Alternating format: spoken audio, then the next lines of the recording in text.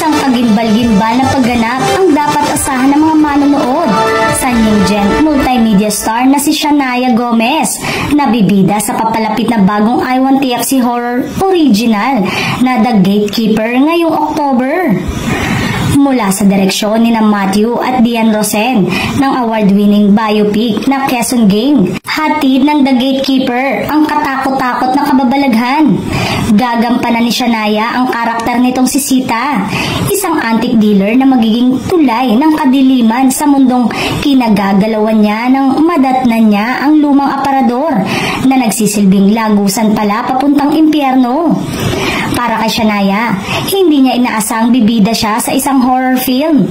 Sa kabila nito, ikinagagalak niya ang oportunidad na ito at kanyang mga natutunan on set, pati ang kanyang excitement na maipalabas ito sa I-1TFC. Pinuri naman ng mga direktor si Shania sa kanyang ipinamalas na aktingan sa bagong I-1TFC original na maituturing din na kanyang big break sa showbiz.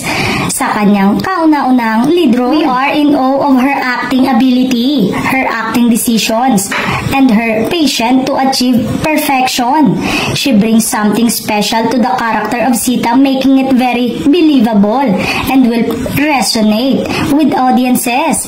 Ika ni Direk Matthew. Bago bumida sa The Gatekeeper, nakilala siya bilang contestant sa debut season ng Idol Philippines at naging celebrity housemate sa Pinoy Big Brother Community Season 10. Ipinamalas na rin ni Shania ang kanyang talento sa pag-arte matapos ang kanyang mga pagganap sa mga seryeng FPJ Batang Quiapo, Can't Buy Me Love at I-1TFC original He's Into Her, theatrical play na the 25 annual Putnam Country Spelling Bee, at sa all-time highest grossing Filipino film na Rewind bilang music artist.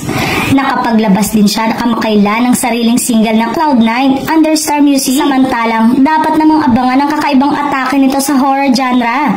Tampok ang blend ng biblical elements sa Filipino folklore na tiyak na magpapasindak sa mga manonood ngayong papalapit na undas.